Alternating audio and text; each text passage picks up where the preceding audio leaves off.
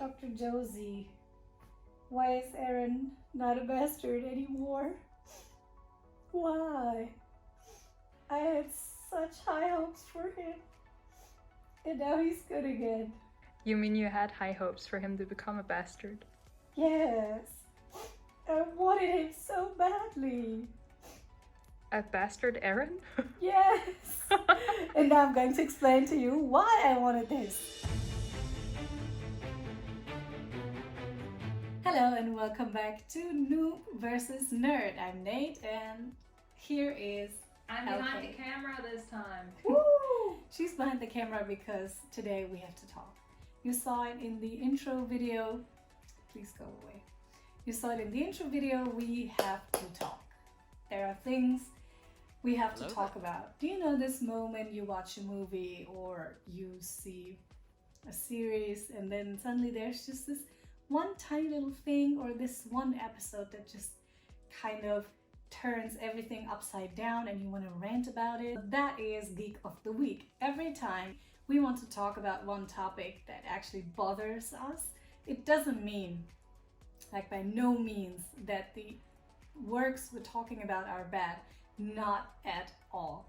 So please don't feel offended if you have any other opinion than we have.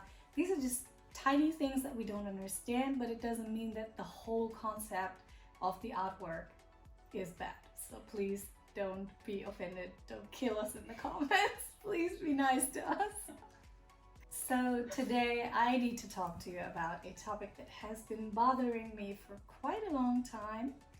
And now major spoilers to the people who have not read the manga of Attack on Titan. Please don't watch this anymore if you don't want to be spoiled. Please don't listen to my rant, even though maybe it's funny, I don't know. But you're going to listen to some major spoilers.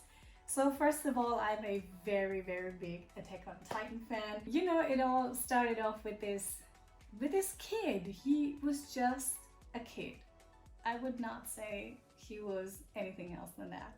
And then suddenly he gets this power and he thinks he can change the world. He is the one who can bring them to freedom. But then throughout the story, he realizes that this is not the case, that he's just a normal being and that he just randomly got this Titan power. It's not because it was chosen or anything. So, you know, there is the development. It starts very, I would say, subtle. And this is what I really liked. Like, he would always become more quiet, more thoughtful, not lightheaded like he used to be. And then after the time skip people, I had this moment where I thought, okay, wow, he changed so much, I don't even recognize him anymore. I was sitting there like, I don't even know who that kid is. I don't even know. He became an adult. He's 19 after the time skip. You know, you just like, what the hell happened to you? What did you do in all this time? Because the cool thing about this very good writing is we didn't see him. Like, we just had this break and we saw the other side of the wall. The thing is, you go to the other side of the wall and you don't see him anymore. You see another character. So after you meet Eren again, that's kind of like you meet him with this other character. So there is some time that has passed between the last encounter with Eren and then the latest encounter. And just like this character, Raina, you don't recognize him. You know, there is a scene where he's sitting there and Raina says, you know, I thought he would kill me and everything. And Eren is just like, what? Did I say that? Well, all's fine. Because Eren realized this is how it is. Nothing is good or bad. Everything is just gray. This is what I really started to like about Eren, that he was very conscious about what he was doing. He was not aggressive anymore. But then the big development started. Like, then suddenly you realize Eren is not only mature, but he's also kind of spooky. He's kind of crazy. Eden can kind of time travel. Not really, it's way too much to explain. And he made, through the past, he can kind of time travel. And he made his own father do things which were not that nice. Eden is kind of crazy, you know, telling him to kill people and all of that stuff. So he's a bit twisted, and I loved this idea. In the beginning, I was very sad. I thought, oh my god, he changed. It felt like I lost a friend because the writing of Hajime Isayama is so good. I really thought I lost a friend.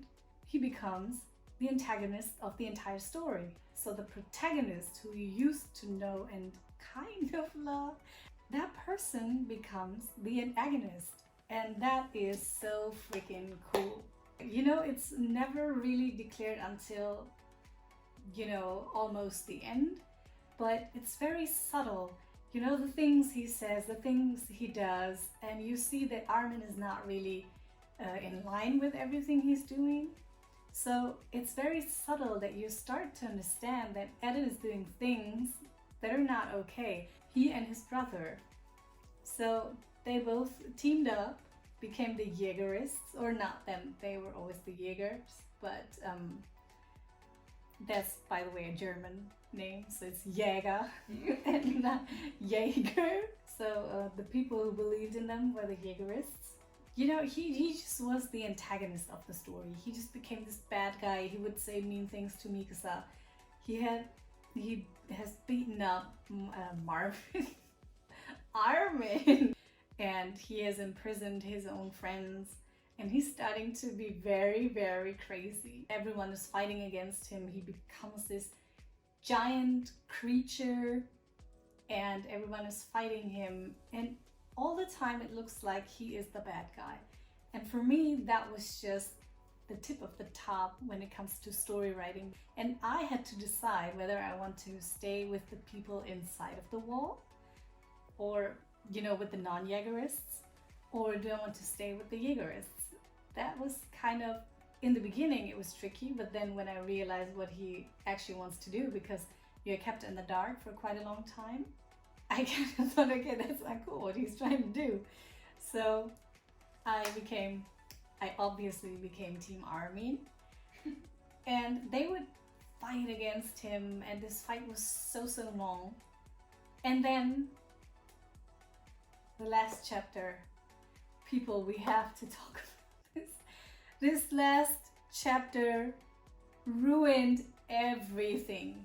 I seriously thought, wow, what a cool story. There is really an author who dares to make his protagonist bad, to make him an asshole, a bastard. Seriously, he was one of the most fucked up people I have seen in anime, and I don't know a lot of animes, by the way.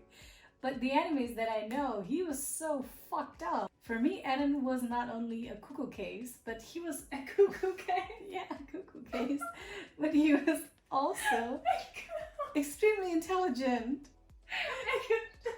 I've never heard of that. Continue, please. I'm sorry. But he was also very intelligent, and he had charisma. He had charisma, I know. He was like a cult leader. He was the typical cult leader. He was crazy, he was wicked, but he had charisma. He had everything you should be careful about. If you see someone like this, just run away. But Attack on Titan, in this last chapter, I don't know why, but suddenly he becomes the hero again. You know, he just did everything to save the people, and, you know, he had talked to everyone beforehand, and then he wiped out their memories. And I'm like, what? Why is he nice now? Why is he the good guy? He always used to be the bad guy. Why? And Eden always used to be very crazy, because when he was a child, he killed someone. So he had the potential to be someone that you actually liked, but then suddenly you realize that person is not that normal. And then you have to decide whether you want to stick with that person or not. But then in the last chapter, they just turned him into a, what is he called in English? Meteor. Becomes someone who sacrifices himself. Yeah, he becomes a saint, a fucking saint. That is what he becomes. Because he sacrifices his own life to save the other people. I mean, what? That's okay, but the whole storyline was directing to somewhere else. And I loved the idea that this entire, that's the world. We all know this one friend that we just kind of didn't get along with anymore, and we love that person, but we have to let go. And I love that because the entire Attack on Titan world is so grim, it's so dark and bloody, and it's never easy in this world. So you also lose the very least friend that you had in this entire world to his own mind, because he goes crazy. And I don't understand why did he do that. And for me, I don't know, I'm still a big fan, but I don't know if I like this ending. Seriously, I still haven't wrapped my head around this. And then there was this very weird scene where he is kind of confessing that he loves Mikasa. I'm like, why? I know a lot of you guys ship them, but I didn't. For me, they always used to be like siblings. She's adopted. But wait, that is this? They're kind of like, no, they're not real siblings. Oh. Yeah, she's adopted. She's adopted. But like for how long? Yeah, but for how long? They They grew up together. Like, it was always obvious that Mikasa kind of loved him, but then they had a good explanation for that because it's genetics in her case. But for Eren, I was like, what? Why? I don't understand. Why putting this love story? Because they wanted us to be more hurt, to feel more pity for Eren? I don't know. And then there's, oh my god, there's this weird scene where Mikasa chops off his head from his spine and then kisses his fucking head. And I'm like, what? I mean, he kind of turns hot, but I won't kiss. I would not kiss just his fucking head. Please give me the rest too and be alive. That is like the least that you can do. But that was just so weird. Like, this last chapter is so weird. I feel like it doesn't even belong to the entire story. I don't know. I can't explain. That's just weird stuff that's happening. Like, first of all, he wiped everyone's memories. He's the good guy. He sacrificed himself, so he's kind of a saint. Everyone is crying, but nobody, is understanding that this rumbling has killed so many people and has destroyed Earth to such a big percentage. What are the people that are left going to do? And then they're fighting anyways. So don't tell me just because Eren became the villain to everyone and they fought him together, everything is going to be fine. No, it's not. They're still going to fight because they don't have anything to eat anymore. Wait, so the rumbling destroys basically the rest of the world, right? Yeah, you can imagine. So why does that still make him the hero, though? That I don't understand. Why is he the hero?